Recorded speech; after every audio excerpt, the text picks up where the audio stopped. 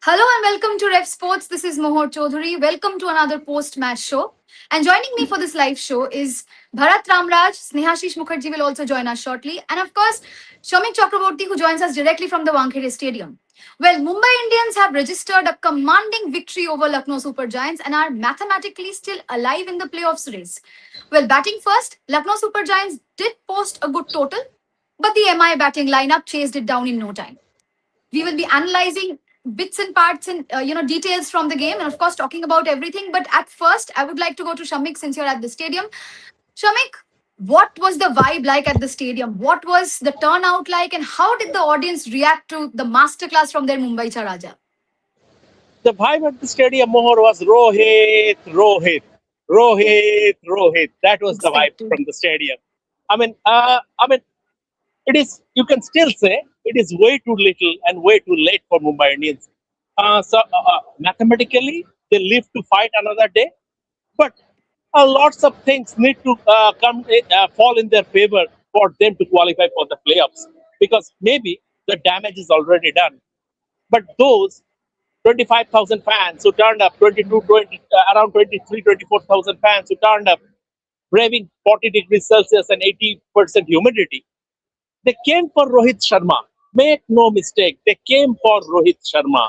And they were privileged to witness a master class. Class never dies. Absolutely. He came in as an impact sub. He didn't play the previous 5 games.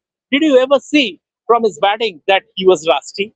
The way he pulled and drove Avesh Khan, the way he toyed with M. Siddharth's bowling. It was Ryan Rickelton, yes, brilliant. That partnership, that opening partnership slammed the door shut on LSG. But at one end, there was an artisan who brilliantly did his work. At the other end, there was an artist who painted a picture. Of course, very beautifully put, Shamik. But since you're talking about Rohit Sharma, I would like to elaborate on him. When he walked in, I mean, I don't think anybody expected this big of a score because he's coming back after an injury layoff. After a few days, I mean, he was out of the tournament, he could not play, but he came back after this injury concern and he delivered. And how? If you look at his approach, I'd say it's changed a little bit. He doesn't go all out right from the start. He was playing cautiously. He let Ryan Rickelton play the role of the aggressor, and then he started accelerating from the Avesh Khan over. How would you assess his performance today Yeah. and this change in approach in the recent No, years? this is like this is typical Rohit. He prefers slow burn. And Mohor, if you remember, during the pre-show, I told Hmm. you never say anything conclusive about a champion ever, Yeah. because they decide things on their own terms. Rohit Sharma is Rohit Sharma. He is a credit to the game. Rohit Sharma is Rohit Sharma. And although he was not playing games, he was Hmm. training. Exactly. He was batting at the nets. Yesterday also, Mumbai Indians didn't have a scheduled practice session. He came and I reported that with Mahela Jayawardene, the head coach. He did fitness drills, he did batting, and it is about, like, see, for lesser mortals, that lack of game time, and the thing is that you need to get into the group. Those factors come in, becomes relevant. But they are the Rohit Sharma. We are talking about a special player. We are talking absolutely about a special player. And see, as long as he is playing, just enjoy. Because once he is gone, you will not see you will not see such artistry as far as batting is concerned. Only Shubman Gill is there in terms of pure aesthetics. He is the torch bearer as regards the next generation. But this kind of aesthetics, this kind of this kind of aesthetics thing, you will not get once Rohit is gone. So enjoy while it lasts. Absolutely. And if we talk about LSG a little bit, their batting finally clicked today. And by batting, I mean Nicholas Puran. He finally clicked today. They did post a good total on the scoreboard, but what went wrong? Rishabh Pant went wrong. Rishabh Pant was the reason. Rishabh Pant was the reason why they Yeah. failed to post close to 250. Because if you Yeah. look at Look like that. around 90 runs, 90 plus in the power play, 6.5 overs, they reached the 100. When Nicholas Puran got out around 123 in 8.1 overs, from there Rishabh Pant came and the momentum was lost. Rishabh Mhm. Pant was even struggling to put away free hits. And Yeah. the and because of that, as the momentum was lost, they missed out on those 20-25 runs. Because what 228 on this pitch was chaseable. 250, something in the range of 250 would have put Mumbai Indians under serious pressure. That didn't happen. So the blame totally lay at Rishabh Pant's feet. Whether he is weighed down by his price tag, Bharat Arun says no.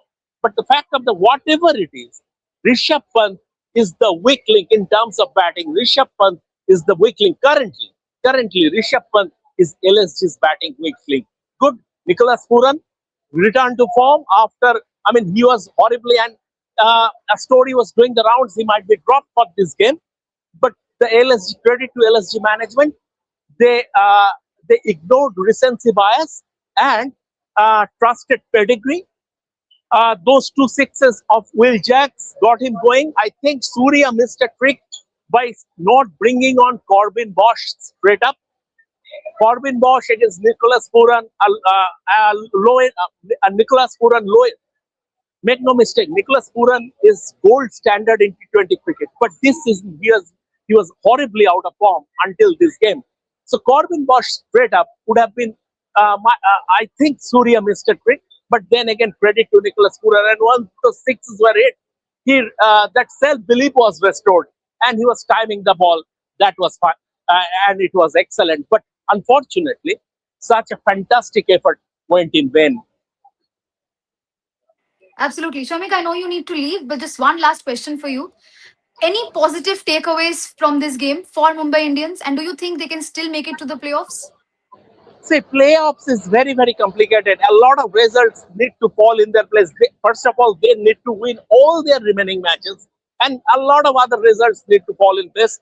I think at this point in time, it looks a bit far fetched, but uh, then again, people will come. People will throng the venues when Mumbai Indians are playing because of Rohit. I know Jasprit Bumrah is horribly. Jasprit Bumrah. I need to before I sign off. I need to say a few words about Jasprit Bumrah. He Please looks go ahead. knackered.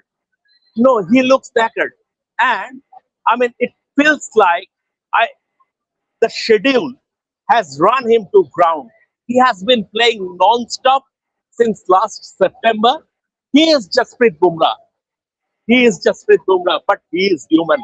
So Indian cricket needs to protect its most prized asset. Jasprit Bumrah needs break. He needs rest. Absolutely, I agree. And thank you so much, Shamik, for joining. You may leave now. Thank you so much. Thank you. Thank you. Thank you. Thank you. Bharat, my next question will be to you since Shamik brought up Bumrah and rightly so.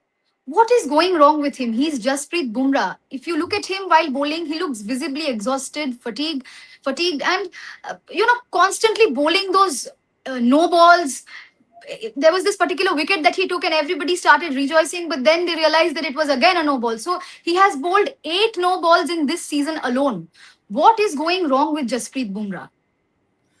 Well, perhaps I'm not a technical expert to talk about it. I think one can look at what Stephen Jones told in the interview today morning. Yesterday, he talked about one technical point that I'm not sure I can explain it well. Something like there's a little bit of hump in his run up. That's what he basically told.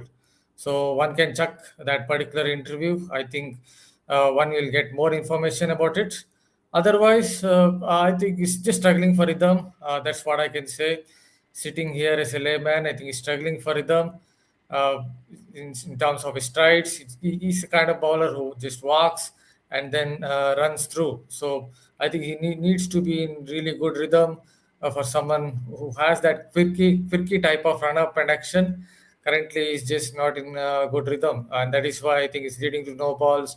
He's trying a lot more slower balls because he's not really, what can I say, in rhythm to force the batters into making mistakes, which is basically his key strength. So I think that's what it is. It's just not in good rhythm. As far as technical points are concerned, I think one can chuck what Stephen John said. I think he made a very good point, technical point about why Bumrah is struggling a little bit in this IPL. We can.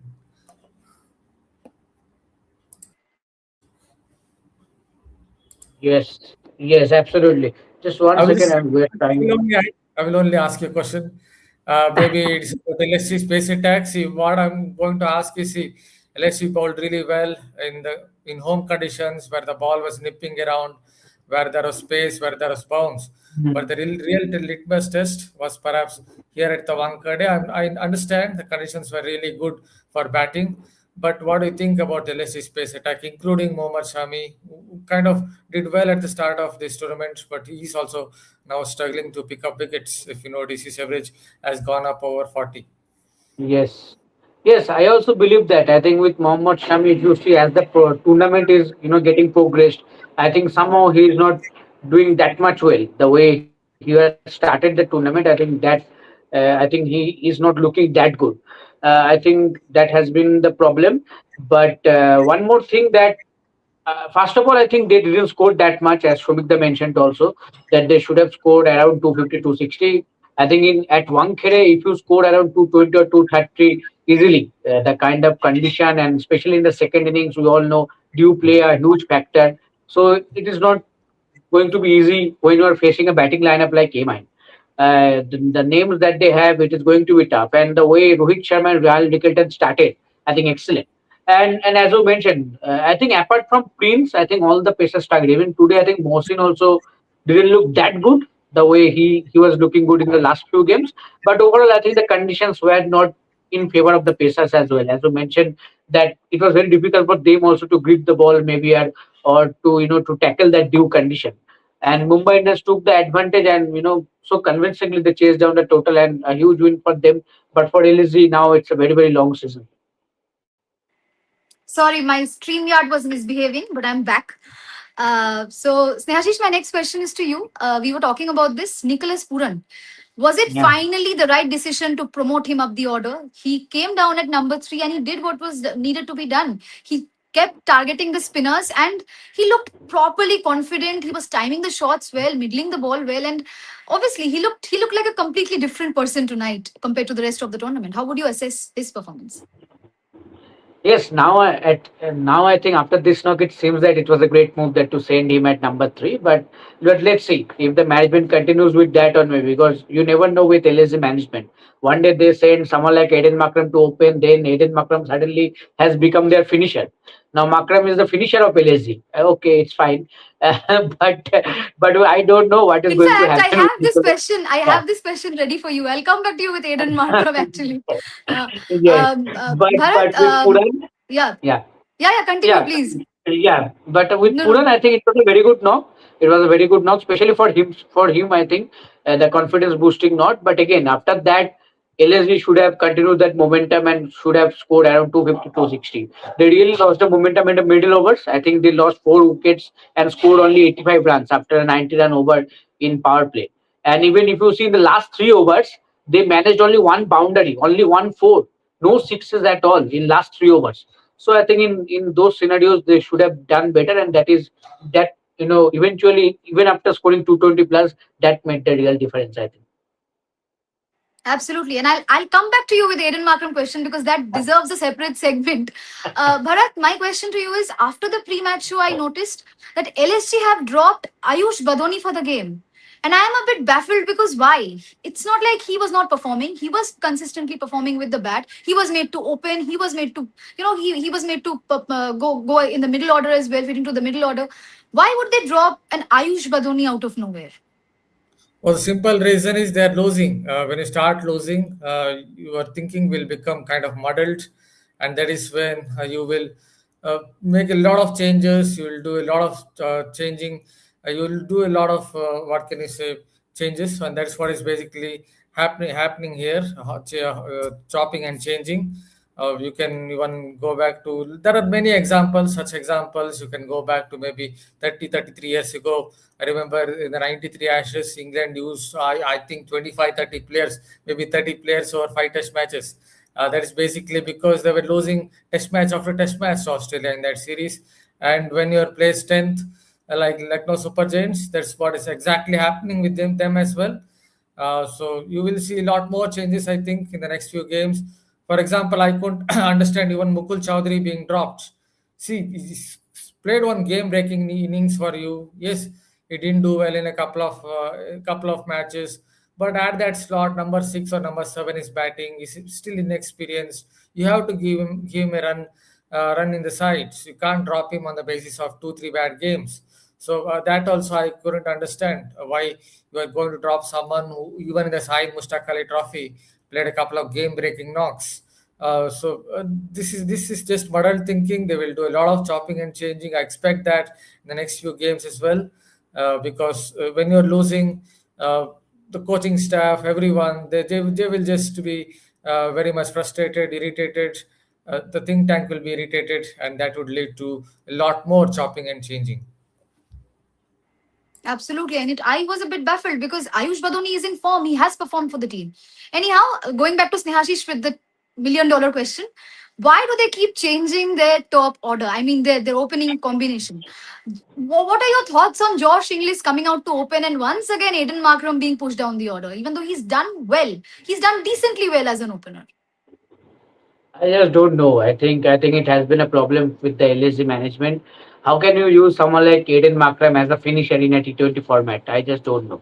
Using Aiden Makram as a finisher or in the middle order, I am saying it's a complete waste in T20s.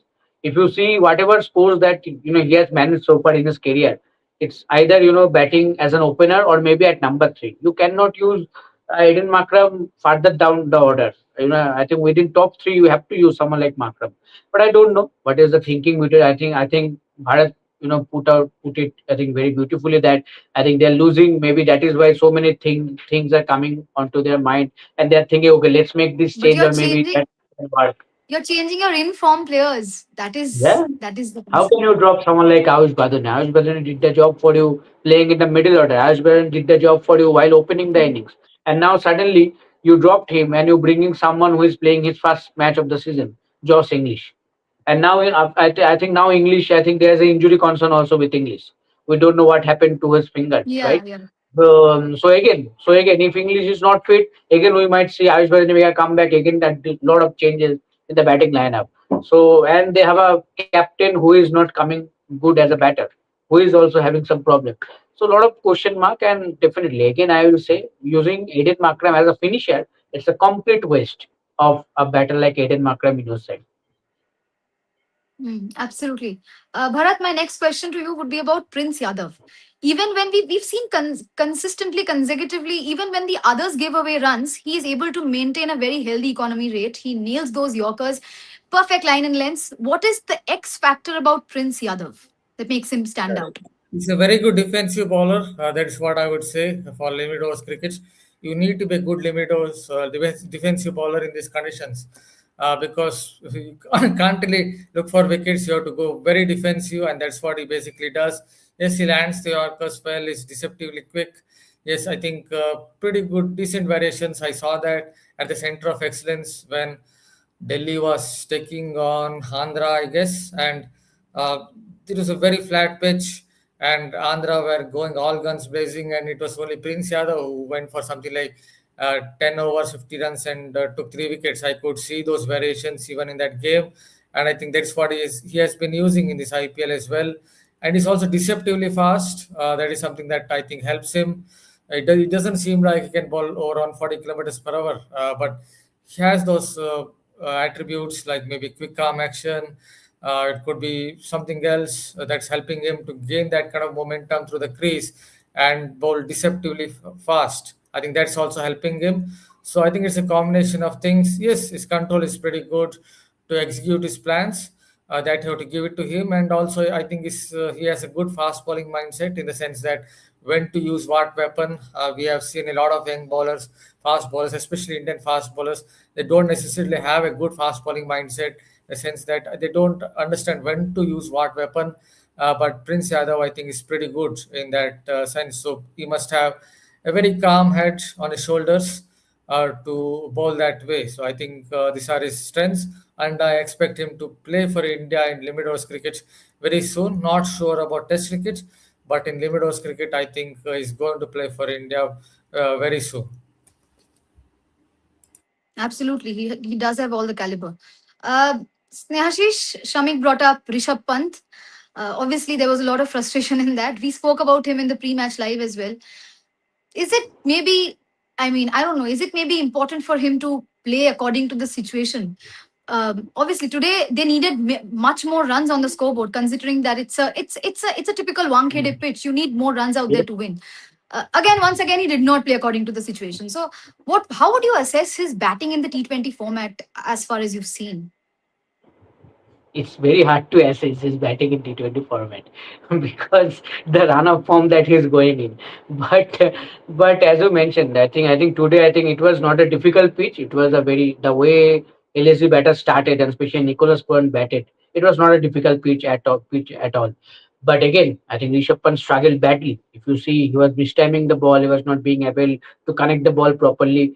And ultimately, as Sumikta mentioned, he was I think, one of the main reason behind LSG losing that momentum, the momentum that they set in the power play. But again, maybe the captaincy pressure and everything, maybe outside noise. The obvious the pressure is there. Your team is not doing good. Now 2 seasons in a row you have not done well, both as a batter and skipper. That 100 that came also in a losing cause doesn't matter, and also the last match of the tournament for me that doesn't count at all. So I think overall, both as a batter, both as, and also as a skipper, I think he has failed miserably, and time is running out. I will be not surprised if the upcoming season, the next season, LSG decide to come up with a new captaincy candidate. It can happen. Maybe that can help Rishabh Pant. Maybe that can help Rishabh Pant. Rishabh Pant can, without that pressure, without that captaincy pressure, Rishabh Pant can do well. So that can happen. But as of now, it's very hard to analyze that what is going wrong. The short selections has always been his problem, but right now he is not looking in the right frame of mindset as well. I think he is not understanding what should be his approach. Now he's looking very very confused as of now. I will just add a one point on Yeah. Rishabh Pant. I think there's a pattern to his dismissals. That is basically bowlers, especially pace bowlers, including spinners. They're bowling from over the wicket and bowling a wider line outside off in limit overs cricket. I'm not saying this is a problem in Test cricket, but in limit overs cricket, they're basically doing that. And Rishabh Pant is kind of struggling to land his shots against a wider line outside off. Basically, he's struggling to land shots through the offside. If you look at some of his dismissals against Gujarat Titans, Mohammad Siraj over the wicket, wider line, good length. He tried to smash it through the offside, got a thick catch, leading edge of thick edge, and was caught at covers. There was another game, Royal Challengers Bangalore. I think it was Rafiq Salam to Rishabh Pant, wider line from over the wicket outside off. He edged it to short third man, catch dropped. Today too, Will Jacks over the wicket, obviously spinner, going across Rishabh Pant, and he was dismissed. So this is something I think every single team is doing against Rishabh Pant in limit overs cricket. And even in the last year's IPL, you can think about LSC versus Gujarat Titans. I think it was Prasidh Krishna got him, good length, wider line outside off. He uh, just basically steered it to third man. So I think there's clear pattern. He has to improve his game through the offside. Otherwise, I think in limit overs cricket, they will just go very defensive with that wide line, and he will keep getting out. Absolutely. We'll take some questions from our viewers. Not questions, these are all comments. Fitmonk is saying, had a bad day in college, but Rohit's innings compensated for that. Pure class. Take a bow, sir. Of course, he is Rohit Sharma. He comes back after an injury and plays like he's been playing forever. Beautiful, beautiful shots. Bharat, this one is for you. Your best bowler, Prince Yadav, bowled 3 overs, shows Pant's decision making as a leader. Oh, is he my best bowler? I don't know. But No, no, they meant, I mean, best bowler for tonight for the team. okay, okay, okay. Yeah. Yes, see, Rishabh Pant, obviously, when you are not doing well as a batter, I think it's affecting his captaincy as well somewhere because someone like Prince Yadav should have finished his quota of overs. I think that's what he's saying, I guess. So, in that sense, yes, I should have bowled his 4 overs. Unfortunately, it didn't work out. I think it is something that we have seen with Rishabh Pant even last season. It's not just about tactical awareness, lack of tactical awareness.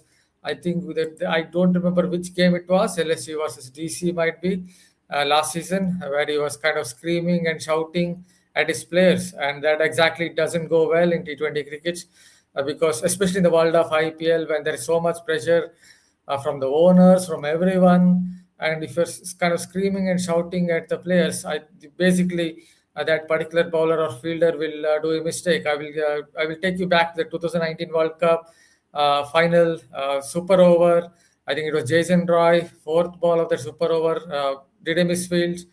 Someone like Ian Morgan had, especially in that situation, could have screamed at him, just kept quiet. The next ball went to Jason Roy again, and this time he collected it cleanly. And you know what happened next? Guptill was run out. If Ian Morgan had screamed or shouted, who knows? Jason Roy might have misfielded again. So these small things do matter a lot, especially in limit overs cricket, where there's so much tension, where there's so much pressure. I think Rishabh Pant has to be a little more, has to be calmer in such situations in T20 cricket. Yes, absolutely. We've seen that, I think, in the test format as well. He has this similar pattern. Anyway, Snehashish, this one is for you. Vaibhav Taragi says, watching Bumrah struggling so much is very sad. BCCI should intervene and tell him to take a break. Indian cricket needs him in future. Your thoughts? Can they intervene? That's the big question. Can the board intervene with IPL franchises? That's the bigger question, maybe. But see, I think obviously, I think it's quite visible now that the World Cup fatigue, that he's looking a little bit of a little bit fatigued, and that is maybe affecting his performance.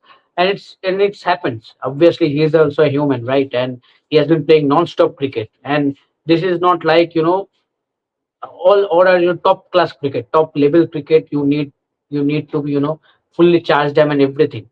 So the intensity is there, and it's not easy to kind of playing all this kind of cricket for a long time in a consistent manner. But just when we're doing that, I think finally I think it's not looking good in terms of fitness.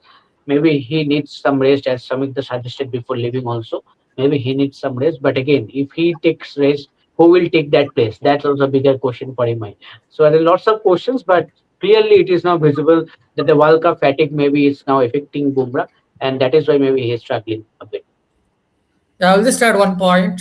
This is the exact quote from Stephen Jones that he told to be. I watched the last game at the Wankhede. There's a little hump, and his last four strides looked different. That is why he probably did not have the game that he wanted to. This is coming from one of the best technical coaches going around.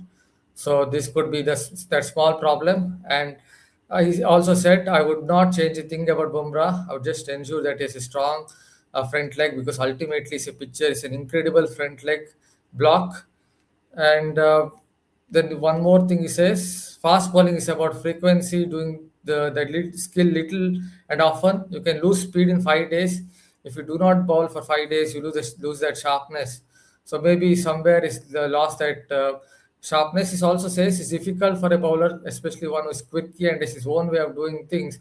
They rely on rhythm. He needs to keep playing, but perhaps not bowl too much in one spell. Basically, he's saying is someone who might lose his rhythm quite quickly, and that is why he needs to keep playing. Maybe it's just that little bit of gap between the T20 World Cup and the IPL is just lost a little bit of his rhythm. Absolutely. And before we close the show, my last question would go to Bharat. Bharat, since we spoke about Rishabh Pant and his captaincy, your thoughts on Surya Kumar Yadav's captaincy tonight? See, he's a very good captain. There's not much to add about his leadership skills. We have seen it over a period of time. Again, he looked calm, he looked collected. I think that's the main thing to look at with the captain in T20 cricket, especially in the world of IPL, because there's so much pressure. Yes, he's going through a bad patch in as far as his batting is concerned, and I'm quite concerned as well because I do feel it's more than just mental fatigue. I don't think Surya Kumar Yadav is anymore at his absolute best with a bat in hand. But as a captain, I don't have any qualms. He's one of the best skippers I've seen in the world of T20 cricket. Hopefully, at some point of time, I'm just hoping against hope that he will return to form with a bat in hand as well. Absolutely. And with that, we would like to close our show. Thank you so much to all of our viewers for watching this live, for dropping your comments down below. Thank you so much, Snehashish, Bharat, and of course, Shamik as well for joining. Do keep your eyes on Rev Sports. We'll be back with more such pre match shows and post match shows tomorrow and every day, and more such videos as well on cricket and all the other sports. So do keep your eyes on Rev Sports. Don't forget to like, share, and subscribe to our channel and keep supporting us. Thank you so much and good night.